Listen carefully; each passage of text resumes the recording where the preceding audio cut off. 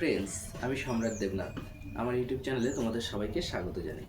আজকে আমি যে বিষয়টা নিয়ে আলোচনা করব সেটা হচ্ছে যারা মাস্টারের চাকরি হারিয়েছে তাদেরকে নিয়ে। এই যে চাকরিটা হারিয়েছো, তোমরা যারা চাকরি হারিয়েছো বা যাদের চাকরি গেছে, তাদের কি কোনো দোষ ছিল? সবার কি দোষ ছিল?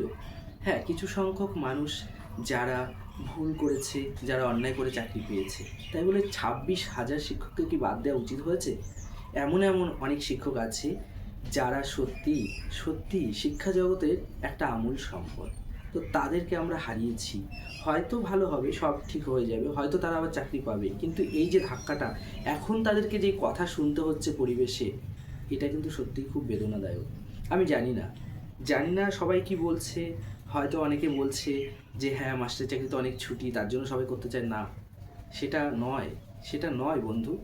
মাস্টার চাকরি করতে চায় বেশিরভাগই যারা এই শিক্ষাকে ভালোবাসে, তারা মাস্টার চাকরি করতে চায়। অন্যান্য চাকরি ছেড়ে দিয়েও কিন্তু তারা এখানে এসছে, ছুটির জন্য নয়, কিছু শেখানোর জন্য।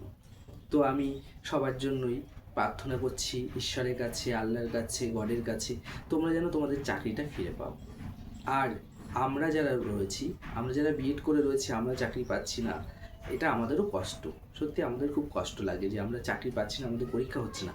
কিন্তু তার থেকে বেশি কষ্ট তো তোমাদের জন্য লাগছে।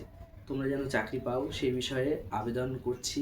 আমি মাননীয় মুখ্যমন্ত্রীর কাছেও বলছি, ওরা যেন চাকরিটা ফিরে পায় সেদিকে দেখবেন, এবং সুবিচার যেন হয় সেটা বিচারকের কাছে বলছি। তাহলে চলো আজকে ভিডিওটা এখানেই শেষ করি। যদি আমার কথাগুলো ভালো লাগে তাহলে আমার চ্যানেলটাকে সাবস্ক্রাইব করো।